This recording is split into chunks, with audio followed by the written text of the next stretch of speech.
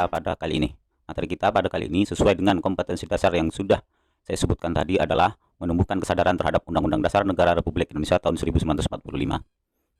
Nah, kompetensi dasar itu tadi ya, menelaah makna, kedudukan, dan fungsi Undang-Undang Dasar Negara Republik Indonesia tahun 1945 serta peraturan perundang-undangan lainnya dalam sistem hukum nasional kita. Nah, tujuan pembelajaran kita kali ini adalah kalian nanti setelah pembelajaran ini mampu menganalisis kedudukan dan makna daripada pembukaan Undang-Undang Dasar NRI tahun 1945.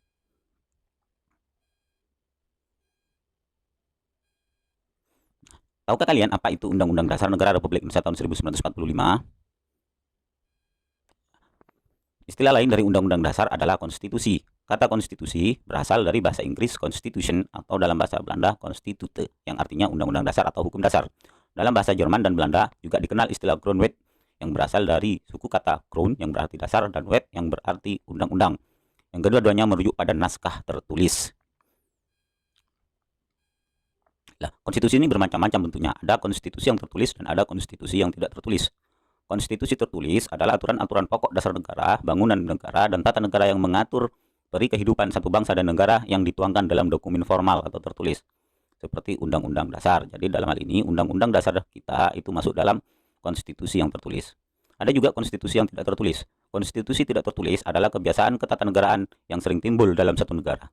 Konstitusi tidak tertulis dikenal pula dengan istilah konvensi. Contoh konvensi di negara kita itu adalah pidato Presiden setiap tanggal 16 Agustus di depan sidang paripurna DPR. Nah, sebagai hukum dasar, Undang-Undang Dasar Negara Republik Indonesia tahun 1945 merupakan sumber hukum bagi peraturan perundang-undangan dan merupakan hukum tertinggi dalam tata urutan peraturan perundang-undangan di Indonesia. Nah, di dalamnya atau di dalam Undang-Undang Dasar 45 kita itu ada dua bagian. Ini setelah sudah diamandemen. Yang pertama itu adalah pembukaan dan yang kedua itu adalah pasal-pasal. Itu yang sudah ditetapkan dalam satu naskah dokumen. Jadi sistematika Undang-Undang Dasar kita itu ada dua bagian. Yang pertama pembukaan dan yang kedua adalah pasal-pasal. Nah, ketentuan tentang sistematika ini sudah diatur dalam ya, Undang-Undang Dasar kita di pasal aturan peralihan atau aturan tambahan. Ya. Nah, sebelum amandemen, sistematika Undang-Undang Dasar Negara Republik Indonesia tahun 1945 itu ada tiga. Satu pembukaan, dua batang tubuh atau pasal-pasal, dan tiga penjelasan. Jadi setelah amandemen, ya, sistematika atau bagian daripada Undang-Undang Dasar ini membuang penjelasan. Nah, walaupun keduanya antara pembukaan dan pasal-pasal itu jadi satu paket Undang-Undang Dasar atau konstitusi kita, ya, namun dilihat dari tertib hukum, keduanya memiliki kedudukan yang berbeda. Pembukaan memiliki kedudukan lebih tinggi daripada pasal-pasal karena pembukaan merupakan pokok kaedah negara yang fundamental ya bagi negara Republik Indonesia. Atau dalam hal ini disebutkan stat fundamental norm. Nah, pokok kaedah negara yang fundamental adalah norma dasar sebagai landasan berdirinya negara. Pembukaan dikatakan sebagai stat fundamental norm karena di dalam pembukaan tersebut ada rumusan dasar negara kita, yaitu Pancasila.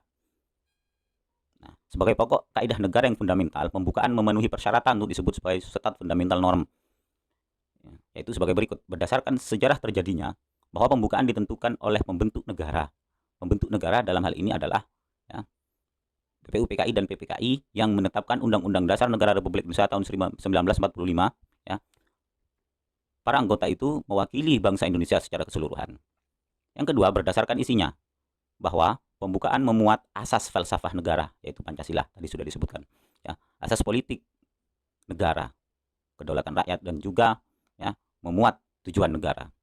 Yang ketiga, syaratnya, pembukaan menetapkan adanya Undang-Undang Dasar Negara Republik Indonesia.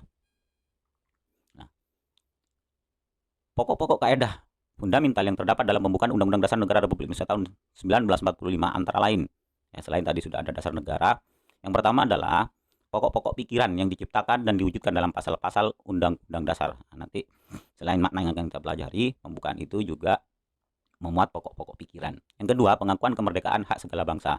Ya, cita-cita nasional, pernyataan kemerdekaan, tujuan negara, kedaulatan rakyat.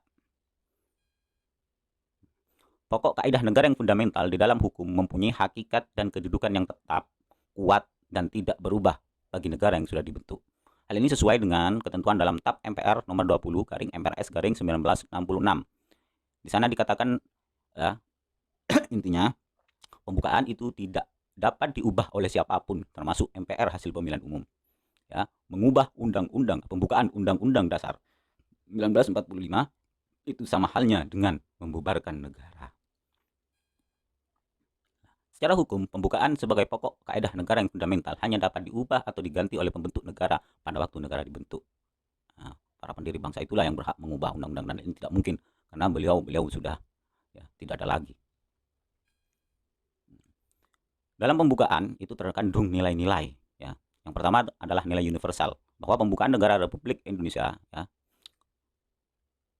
tahun 1945 memiliki nilai-nilai yang dijunjung tinggi oleh bangsa-bangsa yang beradab di dunia dan penghargaan terhadap hak asasi manusia. Yang kedua adalah nilai lestari, mengandung makna mampu menampung dinamika masyarakat dan akan tetap menjadi landasan perjuangan bangsa. Pembukaan Undang-Undang Dasar Negara Republik Indonesia tahun 1945 itu masih ada kaitannya atau hubungannya dengan proklamasi.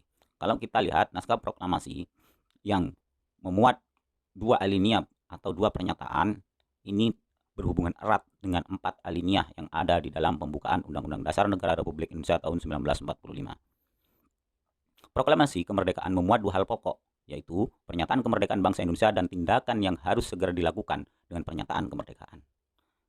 Lalu kalau kita lihat di 4 alinea pembukaan, maka alinea 1 sampai dengan alinea 3 merupakan uraian terperinci dari kalimat pertama proklamasi kemerdekaan yang memuat pernyataan kemerdekaan. Nah, alinea keempat ini memberikan arah pertanggungjawaban terhadap pelaksanaan proklamasi kemerdekaan.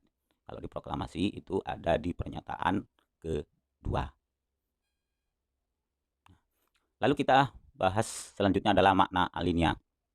Dalam pembukaan Undang-Undang Dasar Negara Republik Indonesia tahun 1945 itu terdapat 4 alinea. Alinea pertama pembukaan Undang-Undang Dasar Negara Republik Indonesia tahun 1945 ini menunjukkan keteguhan dan tekad bangsa Indonesia untuk menegakkan kemerdekaan dan menentang penjajahan. Jadi, dalam alinea ini memuat dalil objektif bahwa penjajahan itu tidak sesuai dengan pri kemanusiaan ya, dan pri keadilan, dan ini yang ditentang oleh seluruh bangsa di dunia. Alinea pertama juga mengandung dalil subjektif, yaitu aspirasi bangsa Indonesia untuk melepaskan diri dari penjajahan. Bangsa Indonesia telah berjuang selama ratusan tahun untuk memperjuangkan kemerdekaan Indonesia.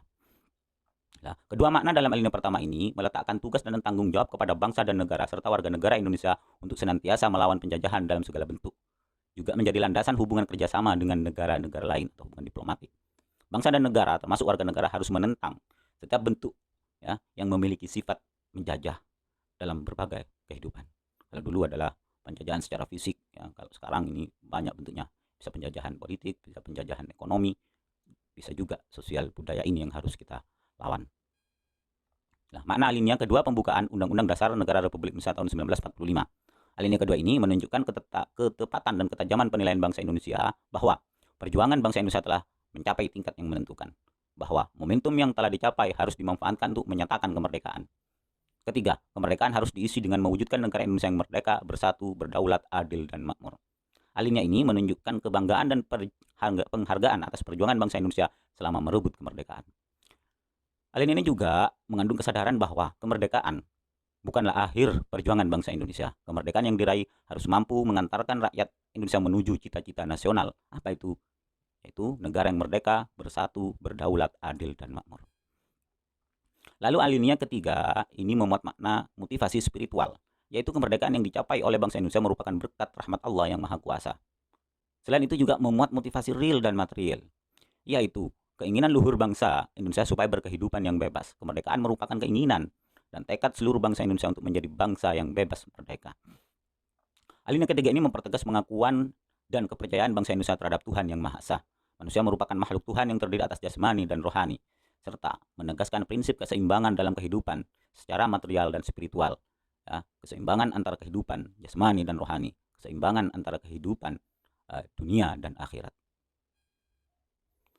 Lalu yang terakhir adalah makna alinea keempat pembukaan Undang-Undang Dasar Negara Republik Indonesia tahun 1945. Alinea keempat pembukaan Undang-Undang Dasar Negara Republik Indonesia tahun 1945 ini ya memuat prinsip-prinsip negara Indonesia, yaitu memuat tujuan negara yang akan diwujudkan oleh pemerintah negara, memuat ketentuan diadakannya undang-undang dasar, ya, memuat bentuk negara, ya, yaitu bentuk republik yang berkedaulatan rakyat, dan yang terakhir adalah memuat dasar negara, yaitu Pancasila. Ini makna dari alinea keempat.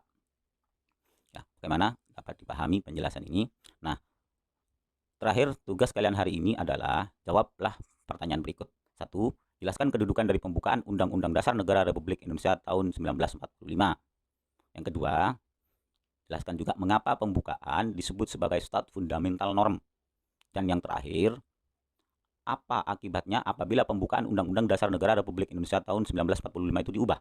Bagaimana sikap kalian terhadap hal ini, hal merubah pembukaan? Coba jelaskan pendapat kalian. Untuk menjawab, ya, nanti link untuk menjawab pertanyaan ini akan dikirim di grup WhatsApp. Sekian dulu penjelasan saya.